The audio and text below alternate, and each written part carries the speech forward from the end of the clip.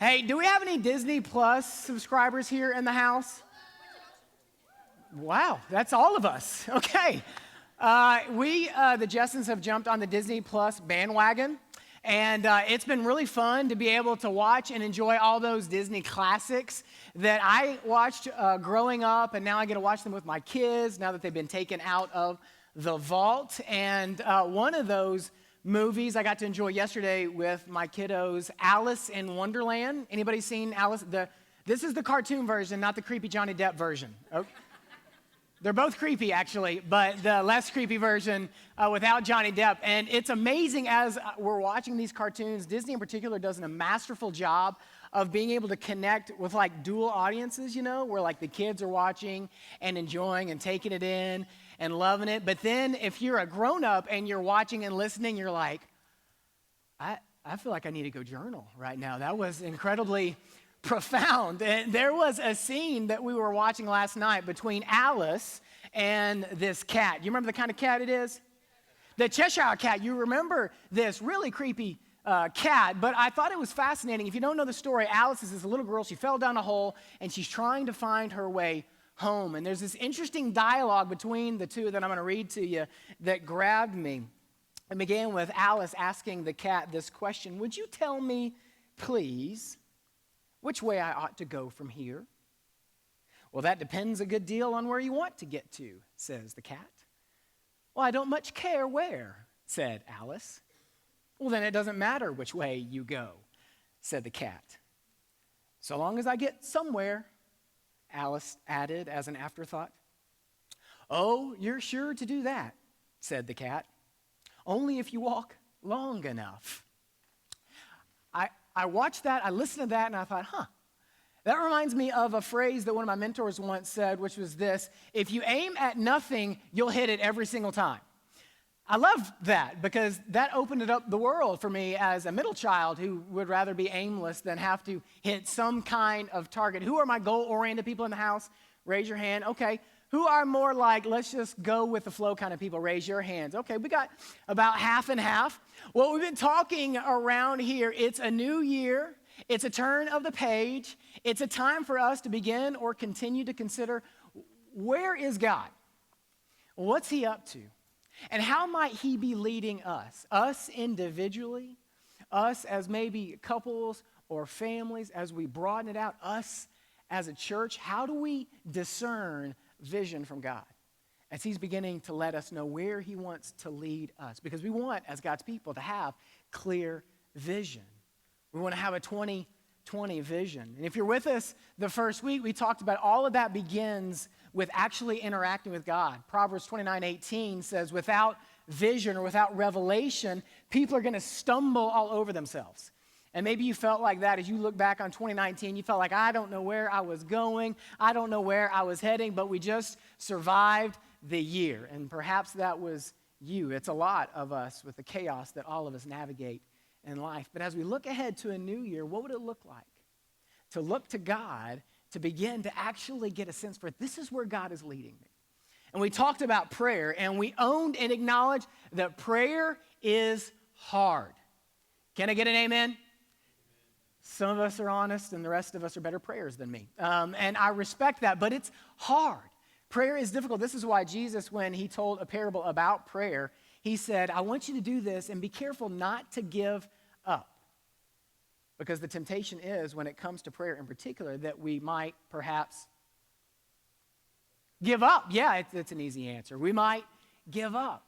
So trying to be a man who practices what I preach, because my family attends these services, my wife and I, the last 2 Sunday nights, have been praying together. It's a rhythm and a routine that we've wanted to establish. We've done off and on, but, there's some accountability here. When I invite you guys to do something, and then I get home, and my wife is awesome at being like, so, what are we going to do, Pastor? We going to do that too? Huh? Big fella? I don't know if you men have wives that keep you honest as well. And so we've been doing that, and it has begun our weeks the right way. And I just want to encourage and extend an invitation to the Sunday Night Prayer Club. Maybe you live on your own. Maybe you've got some roommates. Maybe you're married, to grab the hand of someone near you, or come before God yourself and begin to say, God, would you orient my week? No matter where you are in your journey, maybe it's been a while since you've talked to him or heard from him, but he so longs to be with us. It's beginning to shape us. It's beginning to shape our hearts. It's beginning to do something in our marriage. It's incredible. Don't join us in our master bedroom, by the way. You've got your own places for the Sunday Night Prayer Club, but I want to invite you to do that. John, last week, if you're with us, knows he began to share a little bit about the vision that comes when we just look at God, and as we open up his word, he begins to reveal things to us. He begins to clearly guide and lead us. But now I want to talk about beyond sort of those offensive weapons that we have, we need to play a little bit of defense too. Because every now and then, there are times when we maybe want to look at God, we want to see God, but there is something that gets in the way. Have you ever felt that? You ever been there where you want to experience God's nearness and you see somebody else and you're like, I want what they're just, and I don't have, or I've prayed to God and I've talked to God and I've asked him questions, but I just feel like I'm just talking to the ceiling and nothing's there. And that's because sometimes there's this stuff that gets in the way. It's like when I was a kid and I would get in front of the television and my mom would say, you make a better, we got some moms in the house, a better door than a window. There are things that often distort and distract us from seeing God.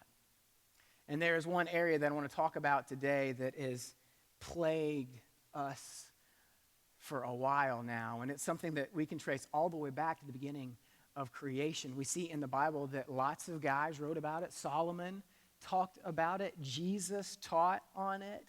Paul wrote to the Philippians, and it's something that we too can tend to struggle with. And I want to talk about anxiety this morning.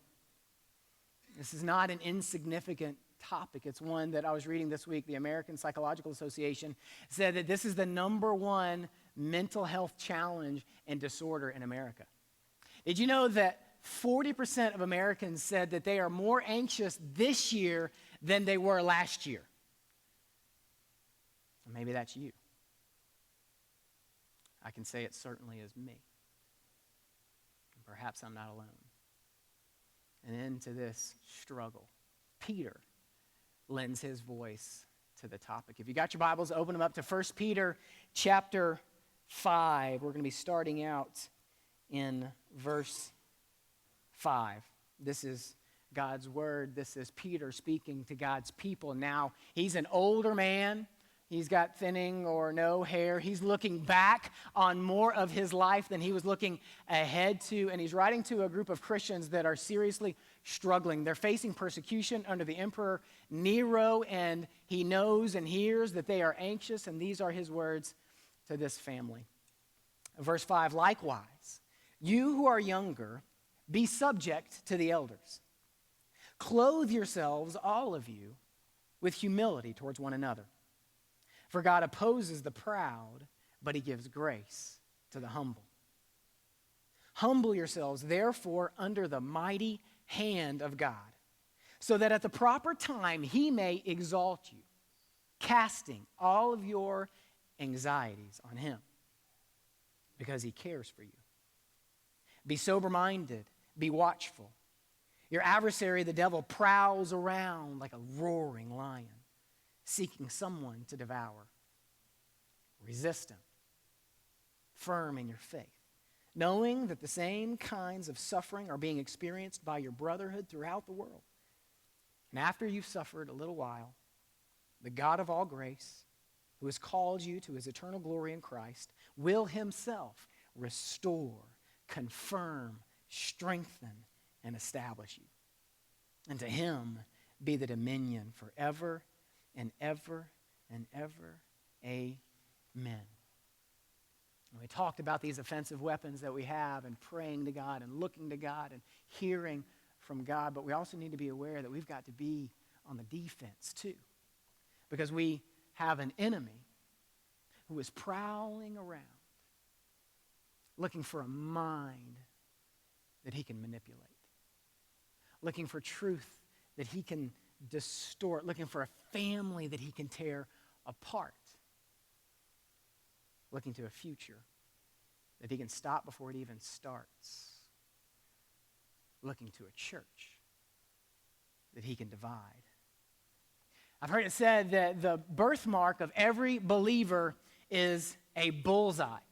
You know, when Peter first wrote this letter, we see over in chapter 1 that we're born into a living hope, but we're also born into a battle. There is also a war that is raging, and we have an enemy, and it's important that we are aware of him. Now, when it comes to this enemy, sometimes there are some extremes where people talk too much about the devil. The devil this, the devil that, the devil made me do it, it's the devil's fault. And sometimes that's just not actually true. It's like you got fired because you didn't go to work. That wasn't the devil. That was you being a terrible person, right? Like sometimes like, well, the devil made me gain weight. No, you ate Doritos too much. That is what caused, like we don't need to give the enemy too much credit. And yet sometimes we actually blame God for the things that the enemy is doing. And we need to be aware, not afraid, but aware that he is seeking to devour. I was made aware of this and reminded of the battle that we faced. After Christmas, got to take my 10-year-old son on a little adventure. We went to New York City, and one of the first things that we did is we went downtown to the 9/11 Memorial and Museum. And it told the incredible story of what many of us lived through almost 20 years ago now. And I took my son, and he's learning about it through the history books, and he's hearing and seeing these stories. And we saw some of the helmets of the firefighters, and we saw shoes that were pulled out of the rubble. And as we walked through this path, we kind of went through the journey of that day on September the 11th, and they had screens that had footage of the planes flying into the towers. And that poignant moment when you may remember it, President Bush was in like a second or third grade classroom. You remember this? Yeah. And his chief of staff, Andrew Card, came and he whispered something into Bush's ear. And he said these words: America is under attack. If you remember, he looked up and you could tell that he was processing the significance of what he had just heard. If we are believers, we need to be aware that we are under attack, and he is looking for someone that he can devour, someone whose thoughts he can permeate and overwhelm, looking for a soul that he can attempt to condemn and consume us with anxiousness. Now, I thought when it comes to this subject, I'm a feeler. I've come to grips with that. Do we have any other feelers in the house that just want to publicly? Okay, we have. Thank you. I feel really good about you joining me that, and it just makes me feel so wonderful and not alone, right? I just feel like we are connected now together. We have thinkers in the house, and you're like, shut up, stop feeling. Okay, we have some thinkers in the house. Well, I thought this whole anxiety thing, maybe it's just for me. Maybe it's a pastor thing. Maybe it's a feeler thing. And I remember in the fall, we were having a small group, and we've got a kind of a small church as a small group, and we ran around the table, and I said, hey, who here struggles with anxiety? And every hand went up, except for one. And as we began to go around and share those things that were making us anxious and weighing us down, it was at the very end that the only person who didn't raise his hand after hearing everybody else's anxiousness, he was like, man, I feel like I need to be more anxious and worried. Just seems irresponsible of me not being as anxious. So I'm converted. I'm a worrier. I'm full of anxiousness. And here's what I know. I don't need to ask you to raise your hands to know whether or not it's something that perhaps you struggle with from time to time. I know that this hits all of us in different ways. I know that the enemy, he seems to really know an area in each of us where there's weakness, and he plays on that. And into this reality, we begin to see that we have an enemy. We have an enemy, though, that we know a little bit about. Jesus talked about this enemy. He wants to do three things: to steal, what else? To kill, and what else? And destroy. Okay, so we know some of that about the enemy. We know that Paul wrote about the enemy. He says that we need to put on the full armor of God so that we can stand against his schemes. And Peter says this is the enemy that is attempting to attack us, but it's not an ambush. He describes this enemy as a certain kind of enemy. He's a lion, but what kind of lion? Look there at verse 7. He says, your adversary, the devil, prowls around like what kind of lion? A roaring lion. It means that he actually gives warning before he attacks. It means that we're aware that he's around and that he's coming. And as I was reading this, my thought was, if I'm writing to you guys, and I'm thinking, okay, there's a roaring lion that's going to attack, here's what you need to do. Run, right? That's what you do. When you see this, you don't hang around. You're like, hey, kitty, kitty, kitty. You run as fast as you can. But that's not what Peter says. Look at what he says there in verse 9. He says, resist him. Now, how does one resist a lion? Well, as we look back at verse 6, we begin to see he's actually already given us some of the answers in what he shared. Humble yourselves, therefore, under the mighty hand of God. Now, the audience that Peter was writing to, they would have heard these words and they would have known what that meant. These were God's chosen people. These were the Jews, and now the Gentiles woven into this audience, but they would have known that hand of God, that was the language used of the God who brought Israel out of Egypt, from slavery into freedom, into a promised land. That was the mighty hand of God. They would have known that the hand of God would have represented a few different things. And the first thing that we know that the hand of God represents is the plan of God. Did you know that the almighty, all-powerful God has a plan for your life? And did you know that we cannot resist or avoid it? That he will bring about his plans and his purposes for you and for me. Isn't that good news? Can I get an amen? So we see this enemy that we have, and he says, resist him. And how do we resist him? Well, we come under the hand of the one who's way more powerful than the enemy that is messing with our minds. And we know that no matter what things look like, God has a plan for us. And Jeremiah wrote about this plan. It's a plan to prosper us. It's a plan for hope. If you're feeling hopeless right now, I just want to reiterate, God has a plan that is full of hope, a good plan. He knows you. He knows where you're at. He knows your story. He's writing it. He's got a plan for us. Now remember, Peter is an older man. He's looking back on most of his life. And who better to talk about the hand of God than the one who walked with Jesus for 3 years? Who better to address anxiety than the one who saw Jesus calm the storm? I wonder the types of storms that have been raging and are raging in your world right now. There is wisdom and there is good news for us in this, for those that right now you're like, I'm at church because this is my Hail Mary. I've hit rock bottom. I don't know any other way. For those that are living in a state of constant anxiousness and stress. For those like me that maybe you just try to numb when you're feeling that way through whatever your drug of choice is. Maybe it's Netflix, maybe it's food, maybe it's distraction. Because if we settle long enough, the thoughts and the fears and the anxiousness, it's like it rises back up. Sometimes we don't know what to do with it. And Peter says, come under the mighty hand of God. He has a plan for us, but he doesn't just have a plan, but he is our provider. And we can trust that there is the provision of God available to him when we come under his hand. Remember, this is the man who saw Jesus multiply a couple of loaves of bread, a couple of fish, and feed 5,000 people. This is the man who heard about the stories of God taking water and bringing it to his people out of a rock, raining down manna from heaven. He is our provider.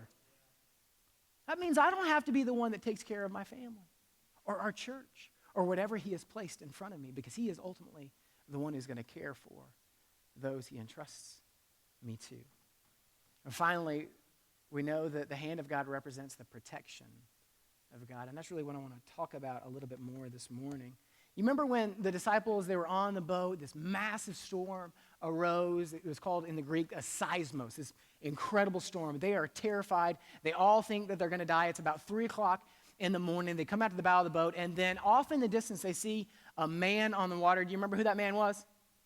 Yeah, it was Jesus out on the water. They weren't sure because of the storm. You can imagine the wind and the waves and the rain coming down. And as Jesus got closer and closer to the boat, Peter, the one who's riding here, sees him and says, I think it's Jesus. But then in Matthew 14:28 it says, Lord, if it's you, I want you to command me to come out of this boat and onto the water. Something interesting happens almost immediately after he takes that step of faith. Verse 30, but when he saw the wind, he was what? He was what? He was afraid. And beginning to sink, he cried out, Lord, save me.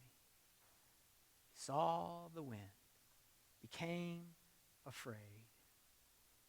Anybody see some wind this week? Anybody struggle with a little bit of fear this week? This is a man who knows a little bit about the mighty hand of God because it was that mighty hand that reaches out and literally grabs him from the water and literally pulls him up. Verse 30, Jesus immediately reached out his hand and took a hold of him, saying to him, "O you of little faith, why do you doubt?"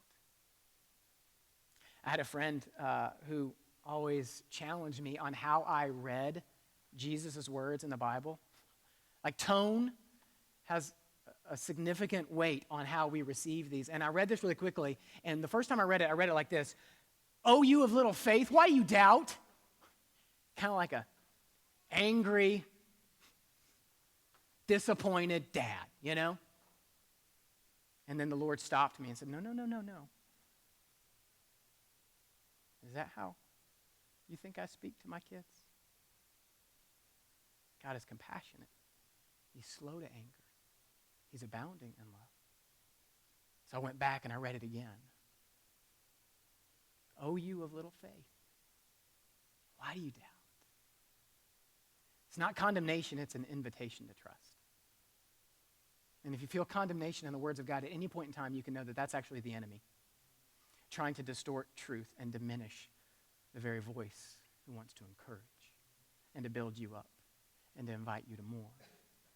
The hand of God, it represents the plan of God. It represents the provision of God. It represents the protection of God. And into this, Peter then invites us in verse 6 to humble yourselves, therefore, under the mighty hand of God, so that at the proper time he may exalt you. And here's what I've seen in my life, and maybe you've experienced this. Sometimes God will allow me to go low enough to let me know that I need him. You ever been there where it's like you've kind of tried everything and you're like, I'm at a loss here, and you've hit rock bottom? And sometimes God in his grace will allow us to descend to those places so that we can get low enough so that we can look up and then what? See him. How powerful he is. How good he is. How strong he is. How loving. And when we humble ourselves, what God does then, Peter says that then he will raise us up. And sometimes he raises us up to a point where other people can see what God is doing in our lives, and you've been there too, where it feels like a seesaw, and sometimes you're up and sometimes you're down. But when he raises us up, he then shows the world that God is with us.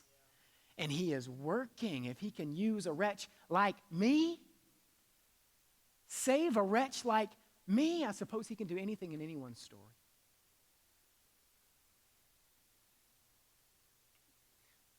What makes you anxious? What makes you fearful?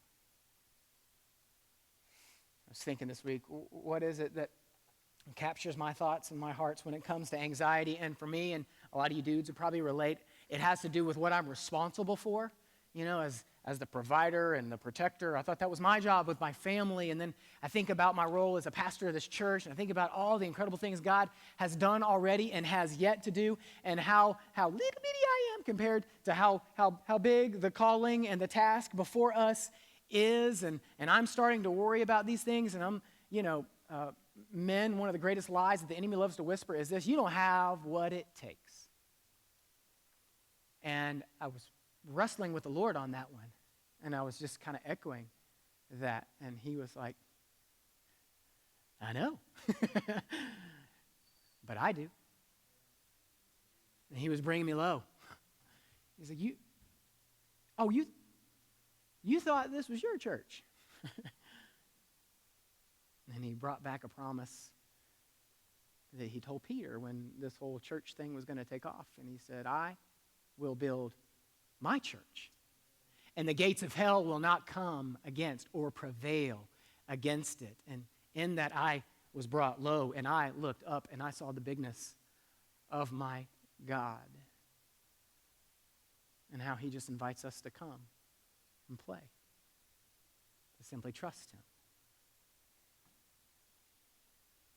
I think anxiety can affect a lot of us, and there's this interesting connection that Peter is making between anxiety and pride. And he's saying, if you expect to do it your way, then you can begin to expect the weight of the world on your shoulders, because it is. I got this. I can do it, and he's saying, okay. I don't know if you've ever been down this path where the Lord lets you go. He's like, all right, I've got a puppy now. His name is Max, and he's really cute. And sometimes he wants to take off, and there is a leash on him. And so he's like, and then he's a puppy, so he's not very smart. So he will get to a point where the leash ends, and the collar begins, and he will flip backwards, as he realizes, okay, that's as far. His dad's going to let you go. I wonder if you felt like that. And his invitation is to come on back, come on home. I noticed this week as I looked at the word anxiety, someone else pointed out that there's something really interesting. Right in the middle of the word anxiety is another word, and what is that? I. It's also right in the middle of another word, pride. What's in the middle of pride? I, me. I'm not sure I have what it takes. I'm not sure I'm going to weather this storm. I. And as if God is saying, you need to humble yourself. My mom used to say, don't get too big. We're in the South, and I love you for your britches. Let's go eat gravy afterwards, okay? God is saying, there's no I in this thing that I'm doing. It's just me. It's just me. The command is to humble ourselves, and then the fruit of humbling ourselves, we're just naturally going to cast our anxiety on him. That verse, 1 Peter 5:7, some of us maybe grew up in church, and we've heard it before, like, cast your anxieties on him, for he cares for you. But as we read this, we got to see it in the larger context, because it's actually one sentence, these two verses, and we see this in these two verses. Humble yourselves, therefore, under the mighty hand of God, so that at the proper time he may exalt you, casting all your anxieties on him because he cares for you. So that casting, that's the result of our decision to humble ourselves. Anxiety is the fruit, but pride is the root. Y'all feel me? So sometimes this anxiety, it comes from me being a little bit too self-absorbed. And I have found the more I focus on me, the more anxious I become. And the less I focus on me, the more that anxiety begins to dissipate. And Peter is encouraging us to hop on out of the center. Let me ask you a few questions. Some of them may feel encouraging, some of them may be challenging. When it comes to the plan of God, who's in charge of your life? Is it God? Is it you? There's a phrase that came to mind this week to me, and maybe this will help you, because when most of us are rebels by nature, and when anyone tells us something to do, our immediate instinct is to, you ain't going to tell me to do, you're not, even if God is the boss of us. So often when God invites us to trust him with something, my first instinct is this: I don't want to. I don't want to. But then his invitation is to say, but I'm gonna. And maybe we can begin to think a little bit differently and say, all right, what if God asked us to do it? Say that with me. I don't want to. Say it with some confidence. I don't want to. And what if we began to say, but I'm gonna? A little weaker than the I don't want to, I notice. I don't want to, but I'm gonna. Where has God invited you to trust him recently?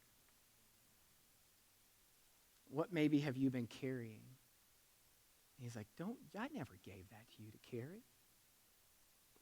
You're not in charge of that. I've got better things in store for you.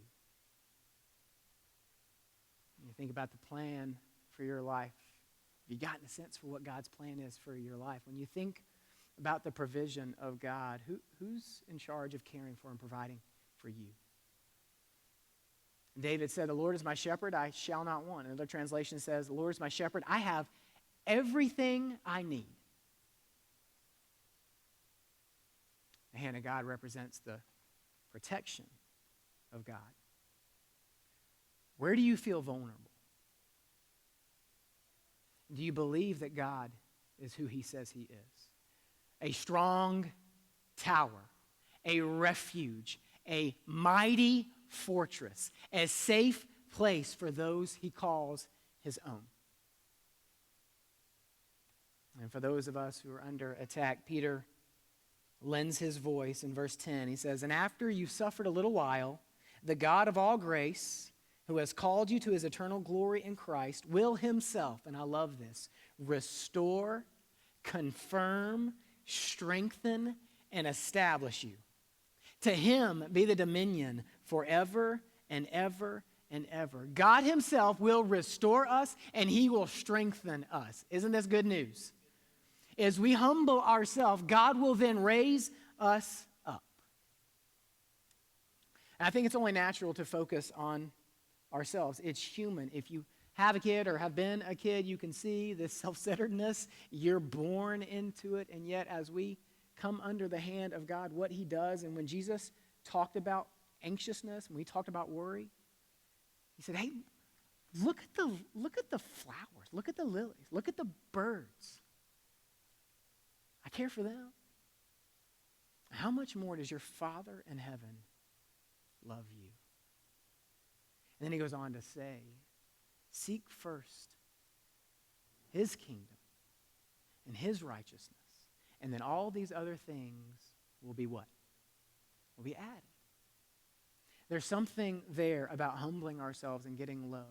There's something there about getting us out of the center of our stories and then beginning to look to the needs of others. There's something there where a lot of times my anxiety is just an indication that I'm getting a little self-absorbed. And God's invitation is to a bigger story. There's a group of folks that have been working hard behind the scenes to tee up opportunities for us as a church to begin to move beyond these walls and have an impact on the city around us. And can I tell you a few things that are being teed up for us this semester as a church? Try to minimize your excitement. And can I tell you about some exciting things that we get to be a part of in the coming weeks and months ahead? Hey, there we go. If you've been around a while, you know that we have partnered with the Cleveland Emergency Shelter. That has been a godsend. That has been a gift to our community to begin to love on some people that we otherwise might not be able to build relationships with. And so we got to do a little renovation of the kitchen there. Now we know the third Sunday of every month, a group of 8 to 12 people are going to get to go and to serve some of these folks that without this shelter wouldn't have a place to sleep. Without the hands of Jesus and the food that we bring and others, wouldn't have a meal. This is one of 3 opportunities that we're going to have to be able to take care of.